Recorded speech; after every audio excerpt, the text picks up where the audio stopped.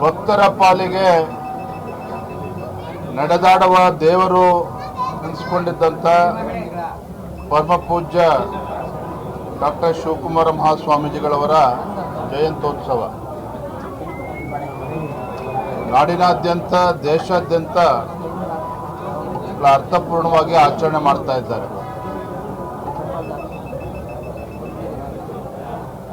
ಪರಮ ಪೂಜ್ಯ ಶಿವಕುಮಾರ ಮಹಾಸ್ವಾಮೀಜಿಗಳವರು ಅವರು ತೋರಿಸಿಕೊಟ್ಟಿರ್ತಕ್ಕಂಥ ಮಾರ್ಗದಲ್ಲಿ ನಾವೆಲ್ಲರೂ ಕೂಡ ಆ ಸದ್ಮಾರ್ಗದಲ್ಲಿ ನಡೆಯುವ ಮೂಲಕ ಅವರ ಜಯಂತ್ಯೋತ್ಸವವನ್ನು ಅರ್ಥಪೂರ್ಣವಾಗಿ ಆಚರಣೆ ಮಾಡ್ತಾ ಇದ್ದೇವೆ.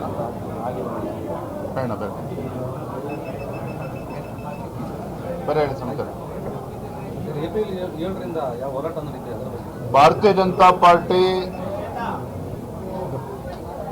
ಎರಡು ಪ್ರಮುಖವಾಗಿರ್ತಕ್ಕಂಥ ಹೋರಾಟವನ್ನು ನಾವು ಕೈಗೆತ್ತಿಕೊಂಡಿದ್ದೇವೆ. ನಿನ್ನೆ ದಿನ ಎಲ್ಲ ನಮ್ಮ ಪಕ್ಷದ ಹಿರಿಯರು ಕೂತು ಚರ್ಚೆ ಮಾಡಿ ಎರಡು ಹಂತದ ಹೋರಾಟ ಏಪ್ರಿಲ್ 2ನೇ ತಾರೀಕು ಬೆಳಗ್ಗೆ 11 ಗಂಟೆಗೆ ಫ್ರೀಡಂ ಪಾರ್ಕ್ನಲ್ಲಿ ರಾಜ್ಯ ಸರ್ಕಾರದ ನೀತಿಗಳೇನಿದ್ದಾವೆ, ವಿಶೇಷವಾಗಿ ಬೆಲೆ ಏರಿಕೆ, ಸಿದ್ದರಾಮಯ್ಯನವರು ಮುಖ್ಯಮಂತ್ರಿಗಳಾದ ಮೇಲೆ ಕಳೆದ 20 ತಿಂಗಳಲ್ಲಿ ಬೆಲೆ ಏರಿಕೆ ಗ್ಯಾರಂಟಿಯನ್ನು ದಯಪಾಲಿಸಿದ್ದಾರೆ. ರಾಜ್ಯ ಸರ್ಕಾರದ ನಿರ್ಧಾರದಿಂದ ಜನಸಾಮಾನ್ಯರಿಗೆ ಸಾಕಷ್ಟು ತೊಂದರೆ ಉಂಟಾಗಿದೆ, ಪರದಾಡ್ತಾ ಇದ್ದಾರೆ. ಹಾಲಿನ ದರ ಜಾಸ್ತಿ ಮಾಡಿದ್ರು, ಪೆಟ್ರೋಲ್ ಡೀಸೆಲ್ ದರ ಜಾಸ್ತಿ ಮಾಡಿದ್ರು, ಸ್ಟ್ಯಾಂಪ್ ಡ್ಯೂಟಿ ಜಾಸ್ತಿ ಮಾಡಿದ್ರು, ನೀರಿನ ದರ ಜಾಸ್ತಿ ಮಾಡಿದ್ದಾರೆ, ವಿದ್ಯುತ್ ದರ ಜಾಸ್ತಿ ಮಾಡಿದ್ದಾರೆ 36 ಪೈಸೆ. ಈ ರೀತಿ ಜನಸಾಮಾನ್ಯರು ಬಳಸ್ತಕ್ಕಂಥ ಎಲ್ಲ ಪದಾರ್ಥಗಳಿಗೆ ಒಟ್ಟು ಜನಸಾಮಾನ್ಯರಿಗೆ ಹೊರೆ ಆಗ್ತಕ್ಕಂಥ ನಿಟ್ಟಿನಲ್ಲಿ ಬೆಲೆ ಏರಿಕೆ ನಿರಂತರವಾಗಿ ಸಾಗ್ತಾ ಇದೆ. ಹಾಗಾಗಿ ಬೆಲೆ ಏರಿಕೆಯ ವಿರುದ್ಧ ರಾಜ್ಯ ಸರ್ಕಾರದ ಈ ಕ್ರಮದ ವಿರುದ್ಧ 2ನೇ ತಾರೀಕು ಏಪ್ರಿಲ್ 2ನೇ ತಾರೀಕು ನಾವು ಅಹೋರಾತ್ರಿ ಧರಣಿಯನ್ನು ಮಾಡ್ತಾ ಇದ್ದೇವೆ. ನಮ್ಮೆಲ್ಲ ಶಾಸಕರು, ವಿಧಾನ ಪರಿಷತ್ ಸದಸ್ಯರು, ಮಾಜಿ ಶಾಸಕರು, ಎಲ್ಲ ನಮ್ಮ ರಾಜ್ಯದ ಪದಾಧಿಕಾರಿಗಳು, ಜಿಲ್ಲೆ ಅಧ್ಯಕ್ಷರು ಎಲ್ಲರೂ ಕೂಡ ಭಾಗವಹಿಸ್ತಾ ಇದ್ದಾರೆ. ಬಹಳ ದೊಡ್ಡ ಮಟ್ಟದಲ್ಲಿ ಹೋರಾಟವನ್ನು ಕೈಗೊಂಡಿದ್ದೇವೆ. 2ನೇ ಹಂತದ ಹೋರಾಟ ತಾವು ನೋಡಿದ್ರೆ ಇತ್ತೀಚೆಗೆ ಗೌರವಾನ್ವಿತ ಮುಖ್ಯಮಂತ್ರಿಗಳು ಸಿದ್ದರಾಮಯ್ಯನವರು, ಹಣಕಾಸಿನ ಸಚಿವರು, ಮುಸಲ್ಮಾನರಿಗೆ 4% ರಿಸರ್ವೇಷನ್ ಅನ್ನು ಸರ್ಕಾರಿ ಕಾಮಗಾರಿಗಳಲ್ಲಿ ನೀಡಿದ್ದಾರೆ. ಇದು ಸಂಪೂರ್ಣವಾಗಿ ಸಂವಿಧಾನ ವಿರೋಧಿ ನಡೆ ಮುಖ್ಯಮಂತ್ರಿಗಳದ್ದು, ಕಾಂಗ್ರೆಸ್ ಸರ್ಕಾರದ.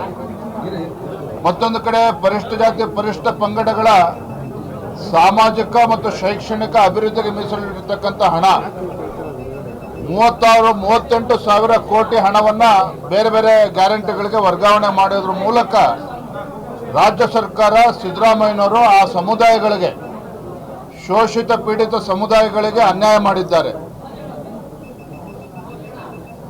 ಮುಸಲ್ಮಾನರಿಗೆ 4% ರಿಸರ್ವೇಷನ್ನು, ಹಿಂದೂಗಳಿಗೆ ಒಂದು ಅಪಮಾನ ಮಾಡಿದ್ದಾರೆ. ಮತ್ತು SC PT SP ಈ ವಿಚಾರವನ್ನು ಇಟ್ಕೊಂಡು ಮೈಸೂರಿನಿಂದ ಏಪ್ರಿಲ್ 7ನೇ ತಾರೀಕು ಎಲ್ಲ ಜಿಲ್ಲೆಗಳ ಒಂದು ಪ್ರವಾಸ ಜನಾಕ್ರೋಶ ಯಾತ್ರೆಯನ್ನು ನಾವು ಮಾಡ್ತಾ ಇದ್ದೇವೆ.